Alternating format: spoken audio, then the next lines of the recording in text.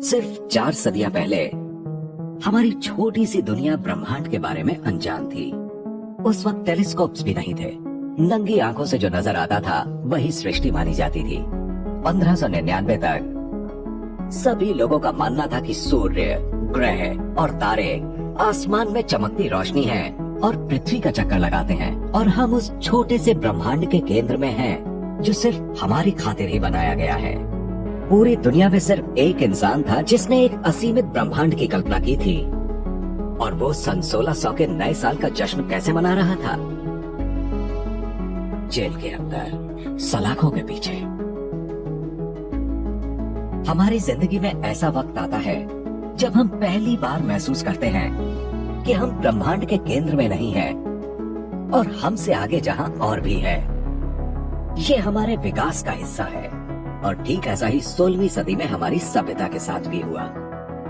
Telescope से पहले की दुनिया के बारे में सोचिए। जब नंगी आंखों से दिखने वाली दुनिया ही ब्रह्मांड हुआ करता था, तब माना जाता था कि पृथ्वी अपनी जगह स्थिर है और बाकी सब कुछ यानी सूर्य, चांद, तारे और ग्रह पृथ्वी का चक्कर काटते हैं। और तभी अचानक एक पॉलिश एस्ट्रोनॉमर और पादरी ने, जिसका नाम कोपर्निकस था, एक नई बात कही। पृथ्वी केंद्र में नहीं है, ये बाकी ग्रहों की तरह है और उन्हीं के जैसे सूर्य के चारों ओर चक्कर लगाती है।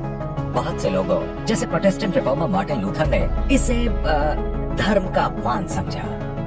वो पूरी तरह डर गए, मगर एक इंसान था जो कोपर्निकस से भी आगे निकल गया। उसका नाम था जियोर्डानो ब्रूनो, और वो पैदाइशी बगावती था। वो इस छोटे ब्रह्मांड वाली बकवास सोच को बदलना चाहता था। नेपल्स में एक नौजवान डोमिनिकन भिक्षु बनना भी उसे रास नहीं आया। ये वो दौर था जब इटली में विचारों की आजादी नहीं थी, मगर ब्रूनो ईश्वर की बनाई दुनिया के बारे में जानना चाहता था। उसने वो किताबें भी पढ़ी जिन पर चर्च ने पाबंदी लगाई थी। उसने अपनी सोच को नई राह दी। एक ऐसी ही किताब थी जो 1500 साल पहले किसी रोमन ने लिखी थी। इसमें एक बड़ी सृष्टि का जिक्र था। ये इंसान भी ईश्वर के बारे में ब्रूनो जैसी ही सोच रखता था। लुक्रीशियस ने किताब पढ़ने वालों से सृष्टि के आखिरी छोर पर खड़े होकर एक तीर छोड़ने की कल्पना करने को कहा। अगर तीर लगातार आगे बढ़ता जाए तो इसका मतलब सृष्टि वहां तक सीमित नहीं है जहां तक आपने समझा था। लेकिन तीर अगर कहीं रुक गया है या किसी दीवार से टकराया है, तो इसका मतलब है ये वो दीवार है जहां तक आपको लगता था कि सृष्टि फैली होगी। अगर अब आप इस दीवार पर खड़े होकर एक और तीर छोड़ें, तो इस बार भी दो में से कोई एक बात ही होगी। या तो तीर लगातार आगे बढ़ता जाएगा या किसी दीवार से टकराएगा जिस पर खड़े होकर एक बार फिर अगला तीर छोड़ा जाएगा। दोनों ही सूरतों में सृष्टि का कोई छोर नहीं होना चाहिए। ब्रह्मांड को अनंत होना चाहिए। यह बात ब्रूनो को जच गई। जिस ईश्वर को वो मानता था वो अनंत था, इसलिए उसका यकीन था कि उसकी बनाई सृष्टि भी अनंत होगी। इसके बाद ब्रूनो को कहीं कोई काम नहीं मिला।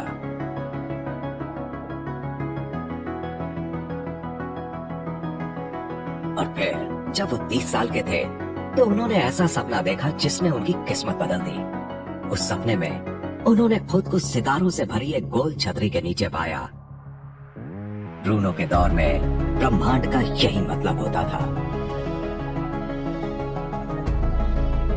उन्हें बहुत बेचैनी वाले डर का एहसास हुआ और लगा पैरों के नीचे सब कुछ उलट पुलट रहा है, मगर किसी तरह उन्होंने हिम्मत जुटाई।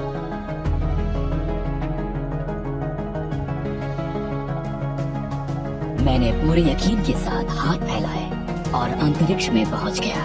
मैं वहां पहुंच गया जो बाकी सबको बहुत दूर नजर आता है। यहाँ न कुछ ऊपर था, न नीचे, न किनारे पर और न बीच में। मैंने देखा कि सूर्य भी दूसरे तारों की तरह ही है और दूसरे तारे सूर्य के जैसे। हर तारे के चारों ओर हमारे जैसी पृथ्वियां हैं। इस अनंत ब्रह्मांड को देखकर वही एहसास हुआ जैसा प्यार होने पर होता है। ब्रूनो एक धर्म प्रचारक बन गए और पूरे यूरोप में अनंत ब्रह्मांड के सिद्धांत का प्रचार करने लगे। उनको उम्मीद थी कि ईश्वर को चाहने वाले उनकी बनाई इस अनंत सृष्टि की बात सच मानेंगे। कितना अनजान था मैं पहले। उन्हें अपने ही देश के रोमन कैथोलिक चर्च से बेदखल कर दिया गया। स्विट्जरलैंड के कैल्विनिस्ट्स और जर्मनी के लूथरन्स ने भी उन्हें निकाल बाहर किया। तभी ब्रूनो को इंग्लैंड के ऑक्सफोर्ड में भाषण देने के लिए बुलाया गया। अब जाकर उन्हें लगा कि वो अपने जैसी सोच वालों के बीच अपनी बात रख पाएंगे। मैं ब्रह्मांड के बारे में एक नई सोच लेकर आपसे बात करने आया हूँ। कोपरनिकस का दावा सच था कि हमारी पृथ्वी ब्रह्मांड का केंद्र नहीं है। पृथ्वी तो सूर्य का चक्कर लगाती है। ये ग्रह है दूसरे ग्रहों की तरह। मगर जो कोपरनिकस ने कहा वो तो शुरुआत थी। आगे की कहानी मैं बताता हूँ। तारे भी सूर्य की तरह गर्म हैं और उन्हीं चीजों से बने हैं जिनसे पृथ्वी बनी है। इनकी अपनी अपनी पृथ्वियाँ हैं जिन पर पानी, पेड़ और जानवर हैं, वैसे ही जैसे हमारी पृथ्वी पर है। या तो तुम पागल हो या बेवकूफ हो। सब जानते हैं दुनिया सिर्फ एक ही है। जो सब जानते हैं वो गलत है। हमारा ईश्वर अनंत है और उसने एक अनंत सृष्टि की रचना की है जिसमें अनगिनत दुनियाएं हैं। तुम्हारे देश के लोग एरिस्टोटल को नहीं पढ़ते क्या? और ना ही बाइबल को? मेरी गुजारिश है पुरानी परंपरा, रिवाज, धर्म और कायदों को छोड़ दें। जिन चीजों को हम सच मानते हैं उन पर सवाल खड़े करके नई शुरुआत धर्मी हो फिर हो। तुम्हारा ईश्वर बहुत छोटा है।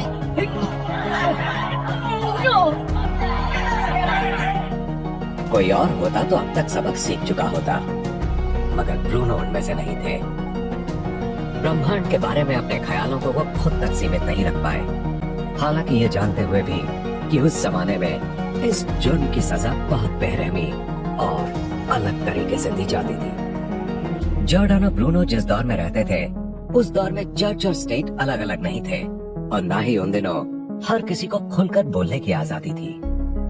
परंपरा या फिर लीक से हटकर कुछ भी बोलना मुसीबत को खुद न्योता देने जैसा था। बेपरवाह ब्रूनो वापस इटली आ गए। शायद उन्हें घर की याद सता रही थी, मगर उन्हें पता होना चाहिए था कि उनका देश उन जैसे आदमी के लिए यूरोप की सबसे खतरनाक जगह है।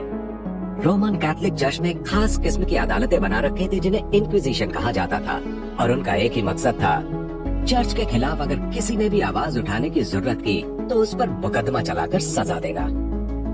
और जैसा होता आ रहा था ब्रूनो भी इन अदालतों के चंगुल में फंसी गए। अनंत ब्रह्मांड में यकीन रखने वाला ये दीवाना जेल की अंधेरी कोठरी में 8 साल तक सड़ने के लिए छोड़ दिया गया। उनसे कई बार कड़ाई से पूछताछ हुई, मगर जिद पर अड़े ब्रूनो ने अपने विचार वापस लेने से इनकार कर दिया।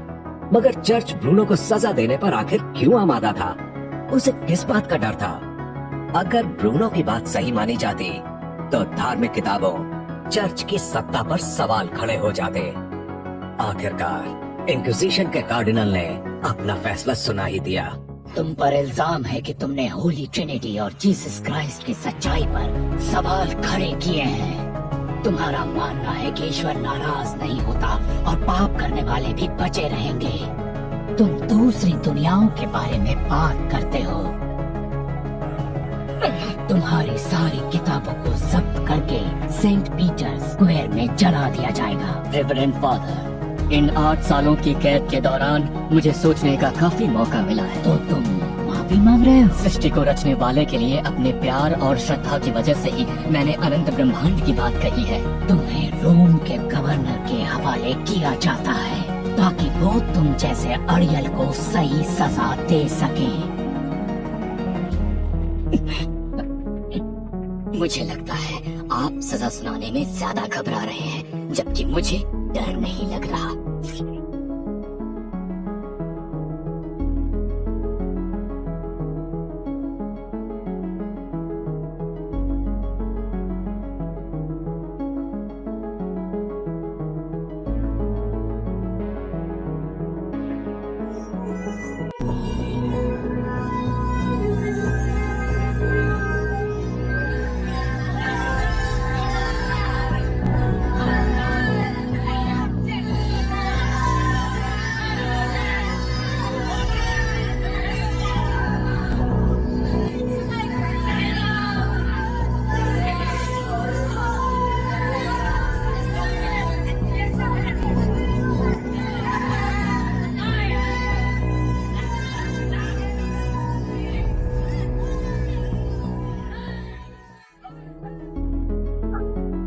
ब्रूनो की शहादत के 10 साल बाद गैलीलियो ने सबसे पहले एक टेलीस्कोप से देखकर बताया कि ब्रूनो की बात 100% सच थी।